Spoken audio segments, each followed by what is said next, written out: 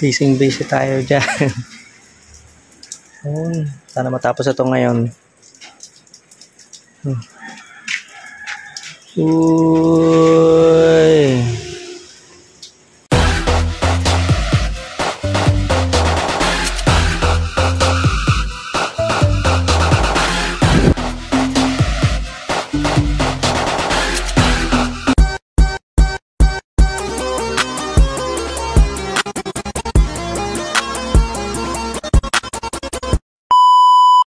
Yon, welcome nga pala ulit sa ating Inspired Tatay Vlog. So yan, nakabili na tayo ng wire para sa connection natin dun sa ating water pump para sa ating gagawing NFT setup or PVC setup ng ating greenhouse o hydroponics para madagdagan natin yung ating production. Ngayon, electrician tayo kasi nagtatakid tayo ng wire. Minsan naman tayo ay hardinero.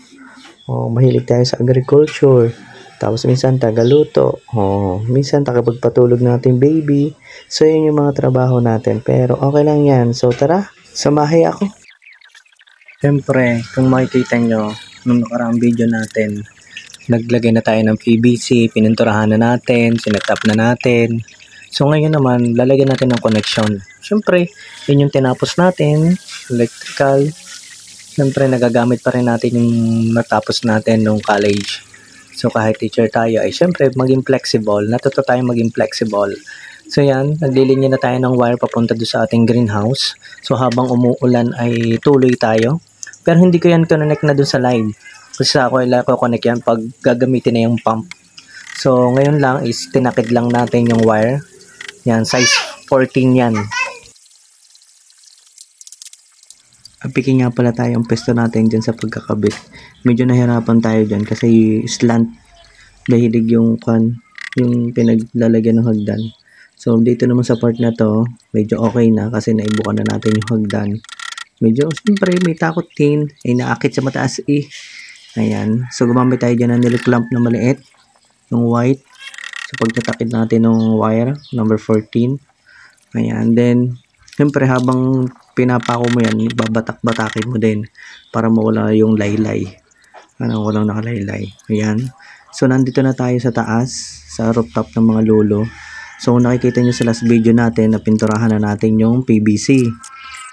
Nag-imis-imis na rin tayo dyan ng kaunti. Then, yung plyboard dyan, na 3/4, binutasan natin. Kinuha natin yung hole. Nasasakto dun sa butas ng mga PVC. Niliha lang natin, so hindi ko na nga pala na-videohan yung pagbubutas natin. Niliha natin dyan yung pito, tapos nag-prepare na tayo dyan ng epoxy natin. Pagkatapos natin i-prepare yung bilog na yon, nilinisan natin yung PVC. Tapos nagbanaw na tayo dyan ng epoxy. Ayan. So makikita nyo, tubig yung ilalagay natin, kaunting tubig, kasi medyo tumigas na yung epoxy. So kailangan natin medyo kumuha siya lumambot. Hindi naman ganun kay sticky. Yan. So, habang umuulan, dyan na tayo sumasahod ng tubig. Kasi mahirap kumuha sa baba ng tubig. Bababa, tataas pa tayo. Hirap na hirap. Ayan. Siyempre, lagay lang natin sa bawat tabi ng bilog. Tapos saka natin ilalagay doon sa PVC. Para magsakto siya. Tapos, linis-linis lang natin yan. So, yung basang tubig, yun yung pang lilinis natin. Ayan, sa makikita nyo.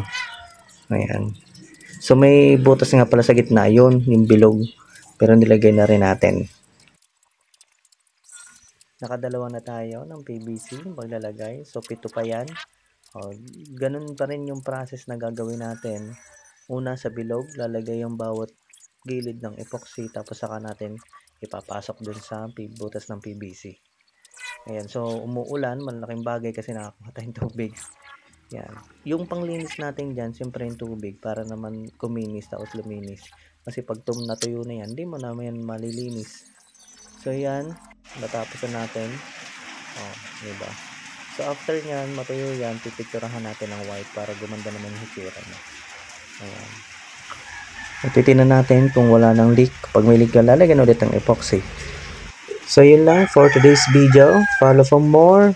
Like and share, support our vlog, Certits Vlog, and itong Inspired Tatay para sa ating profile na Facebook account. Huwag kayong manawa!